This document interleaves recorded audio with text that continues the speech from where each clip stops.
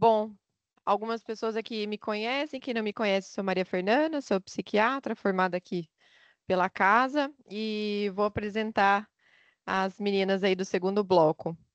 Então, primeiro a gente vai ter a aula da Ivana sobre a importância da atuação multidisciplinar no tratamento da compulsão alimentar. A Ivana é nutricionista clínica com pós-graduação em cirurgia bariátrica, pós-graduação em comportamento alimentar pelo Instituto de Pesquisa e Gestão em Saúde, especializada em transtornos alimentares pelo Ambulindo IPQ e pós-graduação em nutrição esportiva pelo Centro de Estudos de Fisiologia do Exercício. Já vou aproveitar e apresentar a Regina para a próxima aula, que vai falar sobre a influência das mídias sociais na percepção corporal do desenvolvimento dos transtornos alimentares. A Regina é psicóloga, aprimorada em transtornos alimentares pela Unicamp, também aprimorada em transtornos alimentares na USP, pós-graduada em psicologia comportamental pelo ITCR, voluntária do grupo especializados em transtornos alimentares, o GETA, lá da Unicamp. E é isso. Então, primeiramente, passar o microfone para a Ivana. Boa noite, pessoal. Como todo mundo agradeceu, então vamos agradecer também a presença de vocês todos aí numa terça-feira à noite, pela organização, a Bianca, a doutora Marilena, o doutor João. E a minha fala hoje vai ser um pouco mais focada no transtorno da compulsão alimentar, por ser o transtorno mais recorrente, e é a importância da equipe multidisciplinar. Além do diagnóstico, o que só a equipe multidisciplinar pode enxergar. Cadê o negócio que passa? Esse treco aqui, que passa aqui. Então, me apresentando, a Maria Fernanda já falou um pouquinho, só acrescentando que eu sou portadora de deficiência visual, então se alguém me encontrar por aí, quiser me cumprimentar futuramente, ser um parceiro de trabalho, pode me cumprimentar que eu não vou ver, tá? E não é porque eu sou arrogante, simplesmente é porque eu não enxergo. E só resumindo um pouco da minha trajetória dentro dos transtornos alimentares, eu sou um perfil de pessoa que não sou o estereótipo esperado para uma pessoa que tem um quadro de cegueira. Então, quando você fala em cego, você imagina que a pessoa vai ser aquele que vai andar de muletinha, né, com o óculos escuro ou com o auxílio de um cachorro. Tudo bem que eu não sou cega, mas eu passei muitos preconceitos por não ser o estereótipo da pessoa com deficiência grave, mesmo tendo a deficiência grave. E por passar por isso, eu acabei me identificando dentro da nutrição, já tenho quase 20 anos de formada, em atender pessoas que não se encaixavam e que se sentiam também com algum sentimento de inadequação, de não se sentir, às vezes, pertencente. Então, isso me levou ao interesse por ter dores parecidas com essas pessoas, mesmo não sendo a mesma causa. E aí eu fui entrando nesse universo do transtorno alimentar, aonde eu estou até hoje. Quando a gente vê essas imagens, o que vem na cabeça de vocês? Alguém pode responder?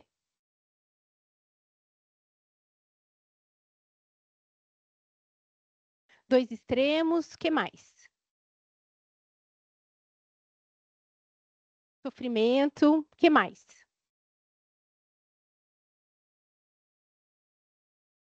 Isso, o estereótipo da anorexia e o estereótipo da compulsão. Então, quando a gente fala em anorexia, a gente pensa naquele paciente, naquela, principalmente mulher, né, extremamente emagrecida. Ou quando a gente pensa em compulsão, já vem na cabeça aquela pessoa obesa comendo grandes quantidades de comida. Então, aí é o famoso estereótipo, assim como eu comentei de mim, que as pessoas esperam de um deficiente andar de bengalinha, né? Mas nem toda compulsão alimentar envolve necessariamente grandes quantidades de comida e obesidade. Nem todo comportamento típico de anorexia está no paciente emagrecido, excessivamente emagrecido. A gente pode se deparar com essas pessoas antes que elas cheguem, né, efetivamente à obesidade ou ao emagrecimento excessivo.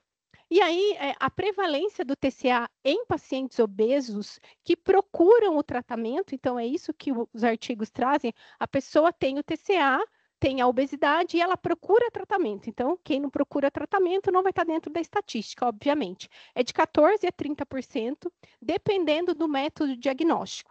Então, vamos combinar que é uma prevalência bem bem nada a ver, assim, no sentido de é uma variação muito grande, vai depender do método diagnóstico, ou seja, deve ter muito mais gente com TCA por aí que não está dentro das estatísticas. E o que, que a gente faz com essas pessoas que sofrem, mas que não se encaixam? Como que a gente atua? Então, aqui eu trouxe um caso clínico. A Letícia, minha assistente, ela vai ler para mim, porque eu não enxergo o que está escrito lá. Bom, vamos lá. Fernanda tem 37 anos, com IMC de 28, trabalha na área da saúde, é casada, mãe de 2 filhos. Os exames laboratoriais estão dentro das referências, pratica atividade física quando consegue. Sente vergonha do próprio corpo, não usa shorts, foge das fotos, tem medo de ter doces em casa, evita eventos sociais porque sente que perde controle. Histórico de várias dietas, frustrada, pois não consegue se manter constante na alimentação e sempre tem o pensamento: já que comi, saí do trabalho às 7 horas, come 2 bombons no carro, belisca alguns alimentos enquanto prepara o jantar. Janta com a família e à noite, depois que todos já estão dormindo, come metade de uma barra de chocolate, às vezes come inteira. Depois disso, sente culpa, sensação de perda de controle, desprezo pelo próprio corpo, muita ansiedade e vergonha por saber que não deveria estar fazendo isso. Obrigada, Letícia.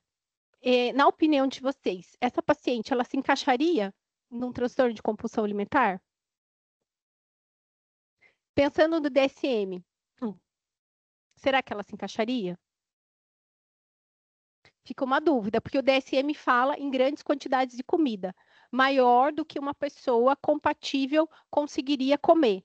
Então, quando a gente fala do diagnóstico do DSM, a gente fica com esse viés de o que é grande quantidade de comida.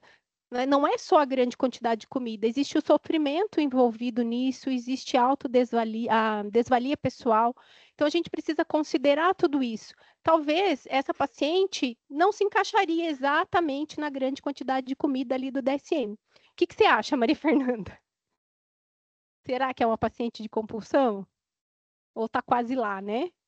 Então, é para a gente pensar, porque muitas vezes é esse perfil de paciente que vai aparecer no nosso consultório, não necessariamente aquele que come grande quantidade de comida. A gente tem muitas dessas mulheres aí que estão trabalhando, que estão com filhos, que têm uma boa condição no sentido de bem-sucedida na carreira, mas aí precisa chegar em casa e se compensar, porque o meu dia foi ruim, porque eu mereço, porque, enfim, todas essas coisas que acabam acontecendo mesmo. E não necessariamente a gente está falando de grande quantidade de comida, mas aí expressa um sofrimento, expressa uma desvalia pessoal, uma culpa, uma ansiedade. Né? E como que a gente pode fazer com essas pessoas? Como que a gente pode atuar? Então, existe, lógico, que o diagnóstico, por exemplo, o DSM, a gente precisa partir de uma base geral, que a gente tente encaixar essas pessoas ali dentro para poder dar o diagnóstico. Mas não necessariamente isso vai ser verdade o tempo todo. Então, já existem estudos e discussões no sentido de revisar isso ou no olhar além do que está necessariamente no diagnóstico para a gente conseguir trabalhar esse paciente. E aí aqui eu trouxe um pouquinho sobre os fatores de risco para o desenvolvimento do transtorno da compulsão alimentar. Então, o primeiro deles, né, não necessariamente existe uma ordem, mas eu fui colocando aqui segundo a referência, a genética. E dentro da genética a gente pode falar nas alterações do sistema de recompensa, a microbiota intestinal, que tem sido largamente estudada, a gente poderia fazer uma aula só sobre microbiota intestinal, vivências traumáticas na infância e na adolescência, quadros psiquiátricos. Então, muito da compulsão alimentar pode estar escondida em quadros, em condições psiquiátricas, transtorno de ansiedade, transtorno bipolar, TDAH, transtorno de personalidade borderline. Então, falando só, por exemplo, do TDAH, o paciente tem dificuldade de perceber o próprio corpo, tem dificuldade de perceber a fome, tem dificuldade de perceber a saciedade. Então, muitas vezes, o paciente acaba não relatando a relação dele com a comida no atendimento psiquiátrico. E pode sim, ou na maioria das vezes, a gente tem uma alteração do padrão do comportamento alimentar associado a esses transtornos psiquiátricos. O gênero, a etnia, alteração da percepção com relação à imagem corporal e os esportes de elite. Então, são fatores de risco, alguns, pensando, então, que o transtorno da compulsão alimentar é uma doença multifatorial, não é só uma coisa, existem, como a Amanda falou, a predisposição de ter, né, o fator que pode fazer com que a pessoa tenha mais chance de desenvolver, aquilo que aperta o gatilho e aquilo que mantém o transtorno alimentar acontecendo. Então, é um convite para vocês. A minha fala é muito mais no sentido de, talvez não importa se essa pessoa se encaixa no DSM ou não. O que importa é a gente ouvir essa pessoa antes que a dor se transforme efetivamente no diagnóstico. Ouvir vai além daquilo que o exame laboratorial nos fala, vai além do que está escrito no papel. É a partir da escuta, de uma boa anamnese, de um vínculo terapêutico, que a gente vai conseguir prevenir comportamentos disfuncionais antes que eles se transformem efetivamente no transtorno alimentar diagnosticado. E aí algumas pessoas podem pensar assim, mas você está falando porque você está, de repente, no consultório particular, ou você está falando porque, sei lá, você tem 1 hora com o paciente. Não necessariamente. Então, independente se a gente está no convênio, eu já atendi por convênio, ou se a gente está no SUS, até porque essa fala, inclusive, eu tirei do material de referência do SUS, da clínica ampliada do SUS, que é esse olhar multidisciplinar para o paciente e o olhar acolhedor, sem julgamento, né? Para a gente sair daquelas perguntas muito batidas. Comeu? Não comeu? Se comportou? Fez a dieta? Né? A gente precisa ampliar o nosso olhar, mesmo com pouco tempo, descansar a caneta, entre aspas, né? Porque hoje em dia a gente não usa mais caneta, olhar para o paciente e tentar buscar um vínculo terapêutico ali, e uma empatia para que a gente possa ajudar essas pessoas que estão em risco de desenvolver transtorno alimentar, de efetivamente desenvolver. Então, quando a gente pensa quando a gente avalia, né, artigos que falam sobre a permanência do paciente no tratamento, o sucesso do tratamento, eles trazem sempre a questão do vínculo terapêutico entre o paciente e o médico ou qualquer outro profissional e a empatia que essa pessoa vai ter por esse paciente. Então, também é um convite para a gente psicoeducar. Como que a gente faz essa prevenção? É a escuta, o diálogo e a psicoeducação, mesmo que essa psicoeducação aconteça em 10 minutos. Então, faz parte da psicoeducação, por exemplo, dentro do tratamento da compulsão alimentar, falar para o paciente o que é a compulsão alimentar e como funciona o ciclo da compulsão alimentar que está, então, na literatura. Alguém já viu esse ciclo da compulsão alimentar em algum lugar? Levanta a mão. Alguém já viu? Então, é o modelo mental, o modelo cognitivo da doença, que a gente pode tirar ali compulsão alimentar e colocar dieta, tá? Pode ser substituído, porque dá na mesma. Então, como que o transtorno começa? A partir da insatisfação da imagem corporal, eu sou gorda, eu tô fora do padrão, né? Eu preciso emagrecer, e aí a pessoa busca uma forma de se encaixar, e normalmente vai ser a dieta, a pessoa não consegue seguir a dieta, ou que é o 880, não eu faço tudo certo, eu não faço. Ela sente raiva por não conseguir seguir a dieta, ela tem um episódio de compulsão, já que ela não conseguiu, um grande sentimento de arrependimento, de desvalia pessoal, e esses sentimentos, eles vão se intensificando gradativamente, e aí, para diminuir toda essa tensão, eu tenho um outro episódio de compulsão, e o ciclo, ele se retroalimenta. E o que a gente precisa entender é que a dieta, ela é o cuidado com esse tipo de paciente, porque essas pessoas não podem fazer dieta. E aí vocês perguntam, mas o que a gente vai fazer com essa pessoa que está muitas vezes obesa ou não, mas vamos pensar lá nos 30% que estão obesos. A gente precisa tratar a obesidade e essa pessoa tem compulsão alimentar. E aí entra o papel da equipe multidisciplinar. E aí é lógico que seria perfeito a gente poder discutir o caso de cada paciente com a equipe, com o psicólogo, psiquiatra, o endócrino, mas a gente sabe que no dia a dia não é isso que acontece, não dá tempo de ficar discutindo o caso. Se você atende 10 pacientes no dia, desses 10, um tem compulsão e o outro tem outra coisa, como é que você vai discutir com todo mundo? Então, não dá, né?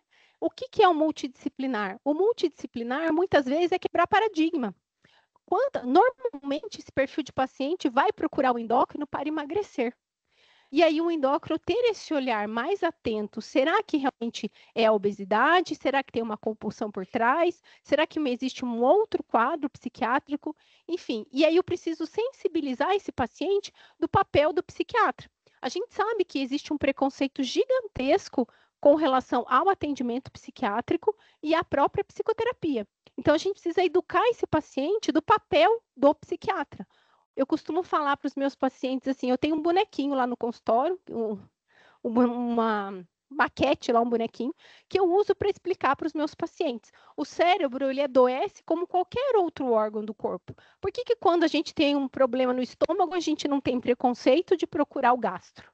Mas se eu estou com alguma questão psicológica, eu tenho uma resistência em procurar o psiquiatra. Então, eu explico para a pessoa, o cérebro é um órgão como outro qualquer. A gente precisa de cuidado para ele, e só porque ele é um órgão mais nebuloso, um órgão mais, né, não muito bem, tem muitas facetas, existe esse preconceito de procurar? Não.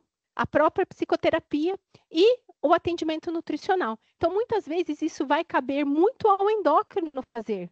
Porque o paciente que procurou o endócrino para emagrecer, muitas vezes ele já procurou vários nutricionistas que passaram dietas para eles, ele não conseguiu seguir e acabou tendo ali um episódio, acabou desenvolvendo a compulsão alimentar depois de uma dieta restritiva. E aí o psiquiatra precisa psicoeducar sobre o papel do psicólogo, o endócrino precisa educar sobre o papel do psiquiatra, sobre o papel do nutricionista e da psicoterapia. Então, isso também é multidisciplinar, é quebrar paradigma um com relação ao trabalho do outro. E o foco do tratamento da compulsão alimentar sempre vai ser a mudança de comportamento. E não é a prescrição de dieta. Ai, coma, sei lá, 6 colheres de arroz, 100 gramas de carboidrato. A gente nem fala em carboidrato. A gente usa outros termos dentro do acompanhamento desse perfil de paciente. É energético, é construtor, a gente muda até a forma de falar. Então, eu preciso construir com esse paciente uma organização de rotina de forma gradativa, preciso ter uma regularização de horários, uma previsibilidade e um planejamento alimentar. Normalmente são pessoas muito caóticas, que não se organizam, que deixam o dia passar e ficam muito tempo sem comer, e quando chega à noite acaba comendo qualquer coisa ou tendo um episódio de compulsão.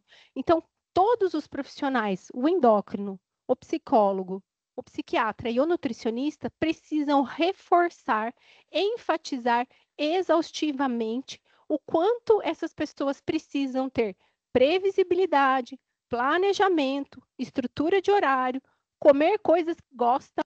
Ah, mas aí eu vou colocar no cardápio da pessoa, que nem eu falei para uma paciente hoje. Ah, eu tô na TPM, eu tenho vontade de comer o quê? Soufflé. Ah, eu não comi o soufflé porque engorda, mas ela foi lá e comeu um monte de coisa. Somando, deu muito mais caloria do que se ela tivesse ido no mercado e comprado o bendito do soufflé.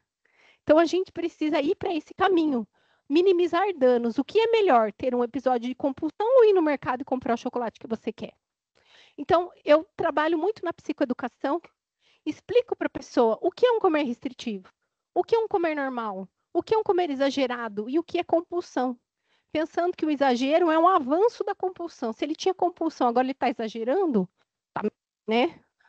Até ele chegar num padrão normal. Então, é normal a gente comer um lanche, mas não é normal a gente parar sozinha no fast food do McDonald's 2 horas da manhã, porque eu estou cansada, e comprar 5 lanches e comer sozinha no carro.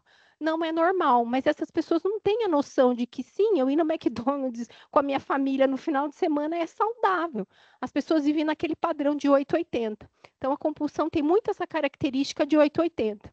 E, mais uma vez, aqui são exemplos de psicoeducar. O que é mais saudável? Maçã ou brigadeiro? Aí a pessoa fala, é maçã, né? Tá, mas em que contexto a maçã é mais saudável? Não é em todo contexto. Se eu vou no aniversário, saudável comer o brigadeiro. Então, essas coisas são tão bobas, parece, mas que para o paciente com TCA ou com outros tipos de transtorno alimentar, ele não tem esse entendimento. Ele acha que ele tem que comer maçã sempre, que se ele for no aniversário, ele comeu o brigadeiro, já que agora abriu a porteira, agora eu vou até o final. Né? A desinibição que a Bianca falou. Então, a pessoa se coloca uma restrição, quando ela não consegue seguir aquilo que ela se propôs, ela vai para o outro lado e ela acaba exagerando. Também falando um pouco do que a Bianca já inicialmente comentou na palestra dela, tratamento para TCA não é processo de emagrecimento. A pessoa vai lá e fala, eu quero emagrecer. Tá, emagrecer é consequência e pode vir depois. Agora, o objetivo é você parar de ter compulsão alimentar. Isso é resultado do tratamento do TCA, tá? Recaídas fazem parte do processo, então não existe tratamento de transtorno alimentar que não tenha recaídas. E a dieta vai ser sempre o nosso olhar cuidadoso. Essas pessoas não podem fazer dieta. Elas precisam de estrutura de alimentação, planejamento e previsibilidade. Eu preciso saber o que eu vou comer à noite, porque se eu não souber, eu vou ficar ansiosa, eu vou ficar estressada, e a hora que eu chegar em casa, eu tenho uma compulsão muito grande. E a Letícia me ajuda na última frase, porque eu não enxergo. Antes do transtorno existir, já existia o sofrimento. Um olhar multidisciplinar permite enxergar esse sofrimento antes que ele se transforme em adoecimento. Obrigada. Aqui são as minhas a minha rede social, né? Meu Instagram, já tem o QR Code aqui, ok? E aí as dúvidas vão ficar para o final.